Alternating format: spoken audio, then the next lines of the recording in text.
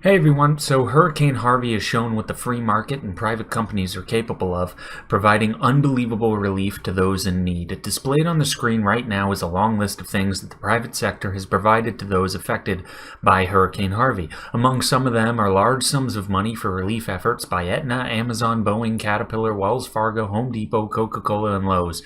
Duracell is sending free batteries to those in need of them. H-E-B Grocery is providing free meals, pharmacy services, and ATMs. Busch Beer is sending 155,000 cans of drinking water, and Gallery Furniture is opening 2 locations to provide shelter for those in need of it. It's also been reported that $40 million has been donated so far from corporations around America. Now, why would they do this? Are they benevolent?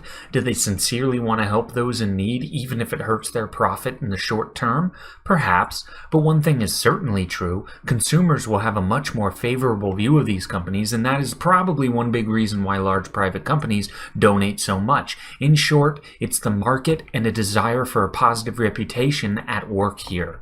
The other issue we've been hearing about is price gouging. For those who might not know, price gouging is when prices are set higher than usual in an emergency scenario. As a side note, I like to put images up in my videos to give you something to look at, and I was hoping I'd find a comic having to do with price gouging. Maybe it could be of someone in a store in front of empty shelves but with low prices advertised. Then the person could be saying, "Thank God the government didn't allow the shop owner to raise their prices during the hurricane."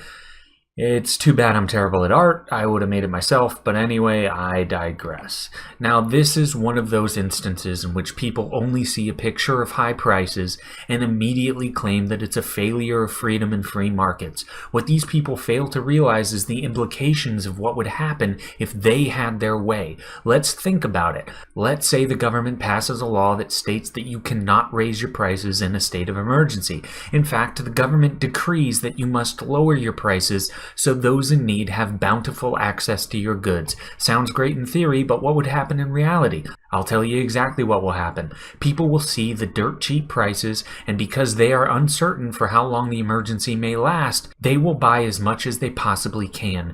Very quickly you would find that shelves would be empty. It's pure supply and demand. Demand increases sharply and supply decreases sharply because it's much more difficult, if not impossible, to restock a store's supply in an emergency.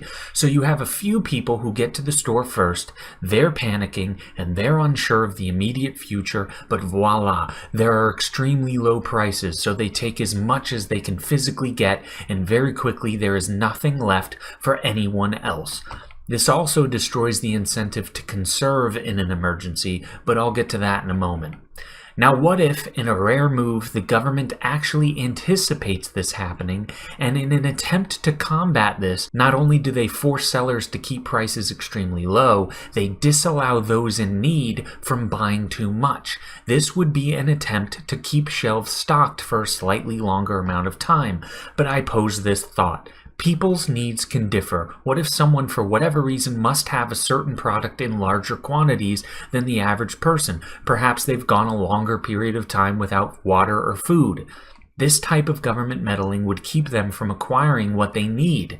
And in an emergency, circumstances and necessities can change drastically and very quickly. These types of laws would completely destroy people's ability to adapt quickly in these types of crises.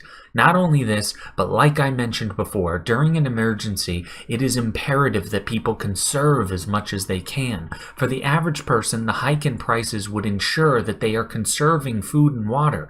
If the government comes in and forces prices to be lowered, there is no incentive to conserve among the very few people who even get a chance to purchase anything because they were the first to arrive at the store. You see, that's another issue with those who are against price gouging. They are unknowingly advocating for a situation in which only those who can quickly get to the sellers of goods and services are the ones who actually receive goods and services. You see, anti-price gouging is actually very hurtful for the vast majority of people in a state of emergency. Only those who can travel quickly will be able to stock up on supplies, and those who need a bit more time to travel for whatever reason, well, they get left in the dust, and they get nothing, because all the shelves of all the stores will be empty. So I can understand how someone can be against price gouging if they only devote a small amount of brain power to it for a very short amount of time.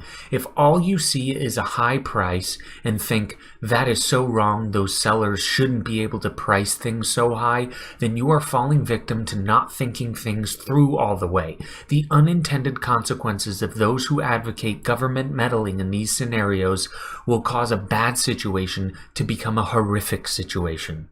Thanks, and that's all.